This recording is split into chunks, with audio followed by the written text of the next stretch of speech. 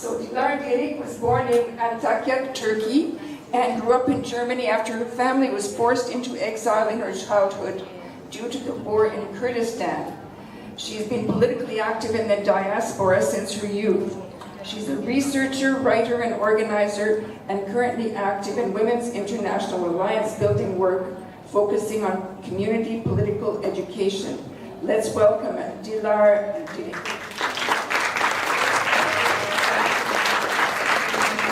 Thank you. Thank you, dear sisters, dear comrades. It's truly an honor to be here with you today at this assembly, especially at a time in which internationalist organization and common struggle are becoming more and more important, especially for women. So thank you to our comrades who work to make this happen. Thank you to our hosts, and thank you to our translators as well. The 21st century is characterized by worldwide struggles for the liberation of life from structures and systems of violence, hierarchy, and power. The war on society takes place everywhere, as are struggles against the forces of oppression. The Kurdish women's movement defines the current moment in history, like many of us do, as the Third World War. On the one hand, this war is characterized by open warmongering and the militarization of life with ever more advanced forms of warfare. Today we see that artificial intelligence-controlled weapons are being tested on the Palestinian people by Israel, especially in Gaza, where a Western-backed genocide is being committed in front of the eyes of the world. Drone systems developed by Turkey are being tested in Kurdistan, Syria, and Armenia, and these are just some examples of US-backed wars in our region. The many invasions and occupations of hegemonic states, their arms trade, their support for fascist and reactionary groups in the Middle East are the main cause for thousands of people drowning in the Mediterranean every year. Anti-war protests, as are happening everywhere, are very important, but they must not remain isolated, temporary protest alliances. They must develop into broader anti-militarist, anti-fascist, anti-colonial fronts against war and violence.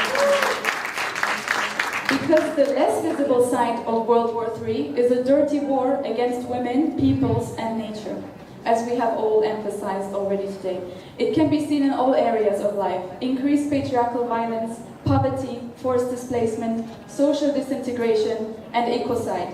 New forms of fascism are developing based on nationalism, religious fundamentalism, and sexism in its worst forms. Above all, women from the poorer classes, working women, indigenous and migrant women, and women within oppressed peoples feel this violence most intensely on our bodies.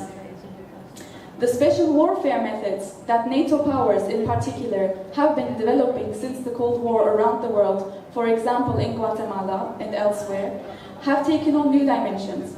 One particular method of special warfare today is politically motivated feminicide. In the past few years alone, dozens of Kurdish women pioneers, our comrades, your comrades, have been murdered in open street executions and targeted in drone attacks in Kurdistan and in Europe by the Turkish state with the support of NATO countries. Turkey is, of course, the second largest NATO army. Examples such as Berta Cáceres in Honduras or Marielle Franco in Brazil show us the connections and relationship between right-wing paramilitary groups, capital, and deep state structures. Patriarchal violence is never only directed against the individual, but against society as a whole. By murdering women leaders, our comrades, who are at the forefront of social struggles, political struggles, they're trying to make the possibility of society's liberation impossible. The Third World War is not only a physical war, but also a large-scale psychological war. For this reason, the fight against the system is impossible without self-defense, both physical and ideological. Since the 1990s, there have been separately organized autonomous women's defense units in the mountains of Kurdistan, which not only wage armed struggle, but also articulate a women's liberationist ideology in order to offer perspectives for society as a whole. For decades, tens of thousands of women have lost their lives in combat, especially in the war against the second largest NATO army. This militancy has ideological roots, and it was a struggle. It was not an easy way to get there. In the ideology of the Kurdish freedom struggle, the question of women's liberation is not a secondary debate, but the core of ideology and practice. As the oldest colony, the oldest oppressed class, women, whose minds and bodies are colonized and exploited above all under capitalism, have a special pioneering role to play in the revolution, in the social struggle for freedom.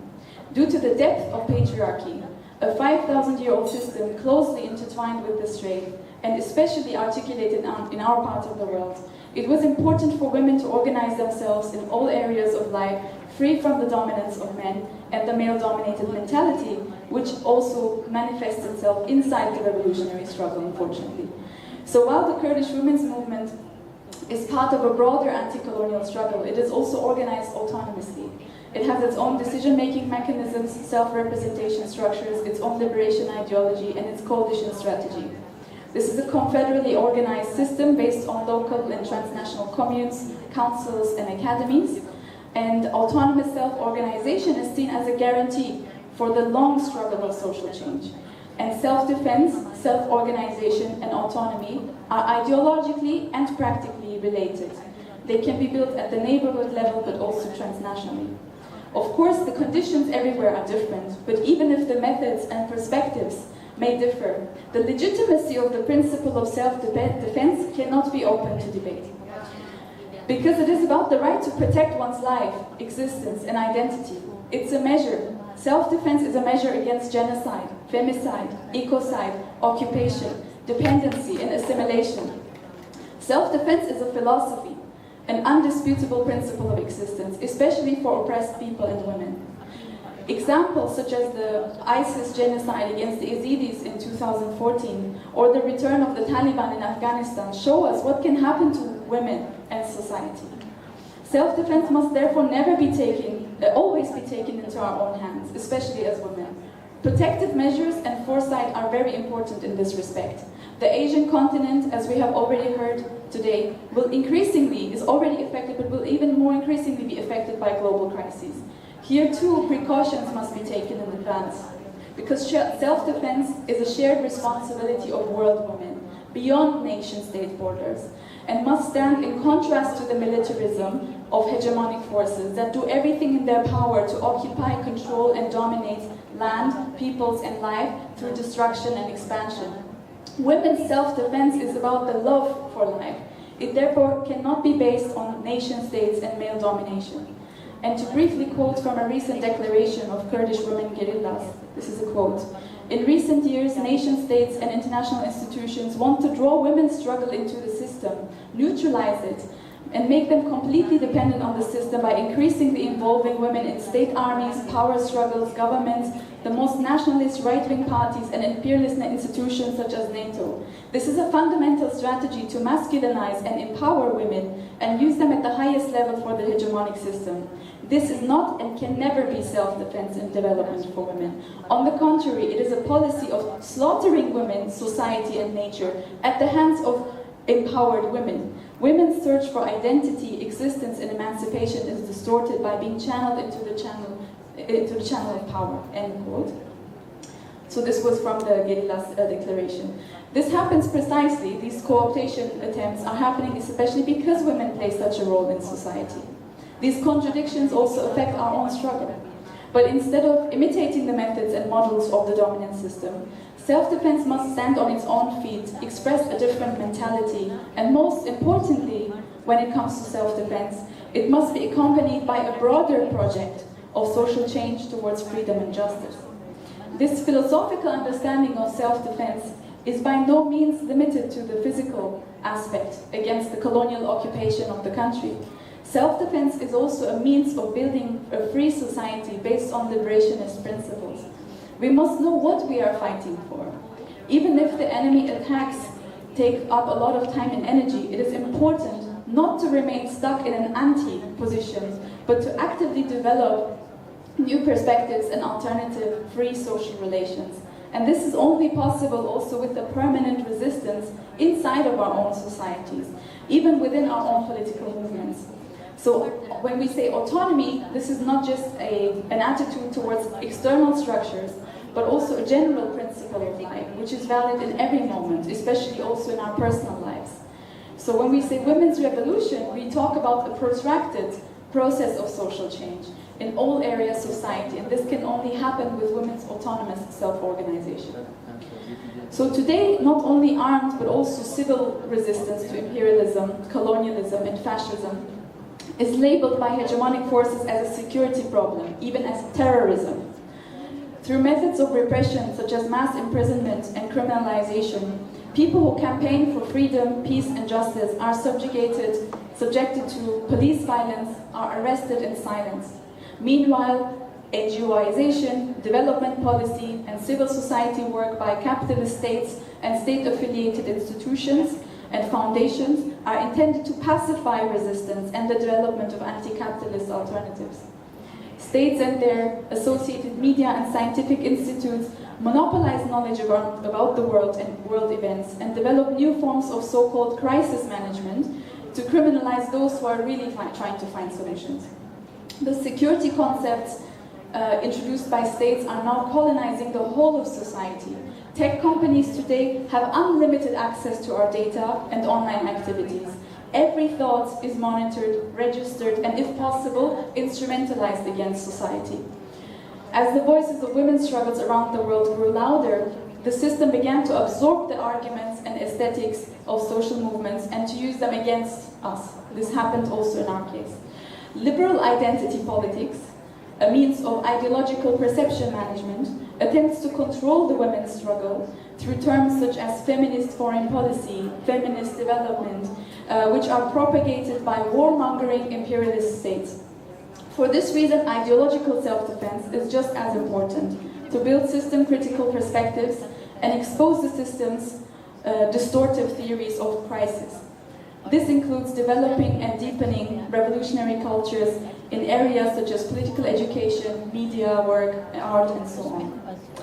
So we cannot discuss the perspectives of the Kurdish women's movement without mentioning the role of Abdullah Öcalan, the pioneer of the Kurdish freedom movement, who has been imprisoned on a prison island of İmralı since 1999.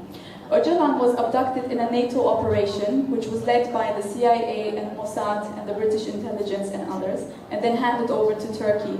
And he has ever since been in absolute solitary confinement. His concept of democratic confederalism, which is based on women's liberation, ecology, the solidarity of peoples, has long been recognized and is being implemented in different parts of Kurdistan and the diaspora.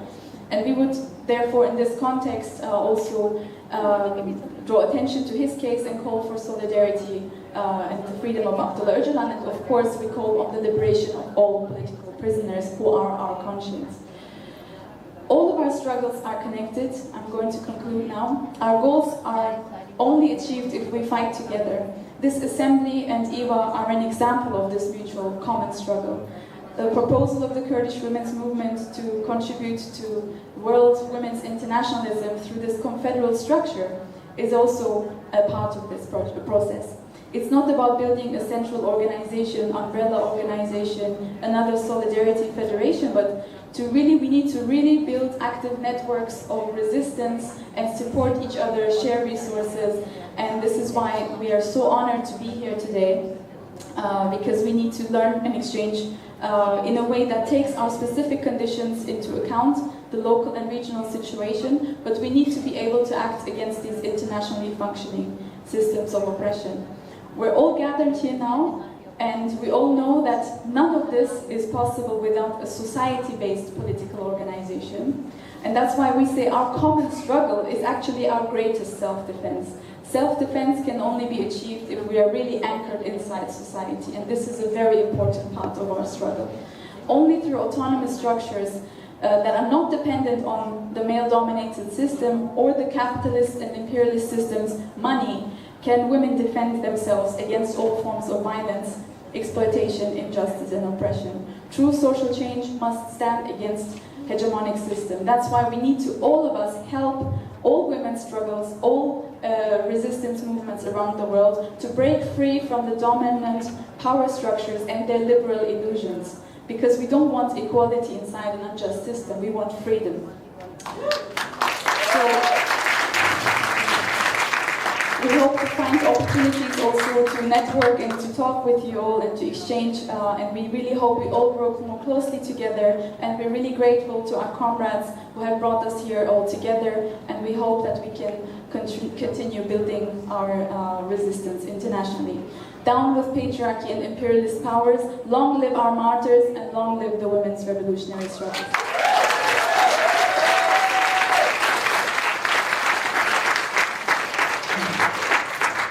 Thank you so much, Dilar. And then I think now we have to do a chant that I think most people are familiar with, and it's Jin Jian Azadi. Jin Jian Azadi. Jin Jian Azadi, which means women, life, freedom. And maybe we should also say Free Abdullah Öcalan. Free Abdullah Öcalan. Thank you. So now, unfortunately, this was so interesting, and we were plunged into these different realities that now we have run out of time for the question and answer period. So what we're suggesting is that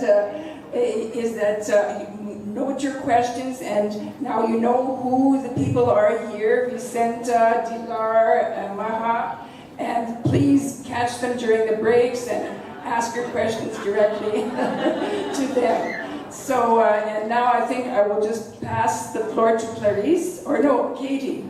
Katie, who will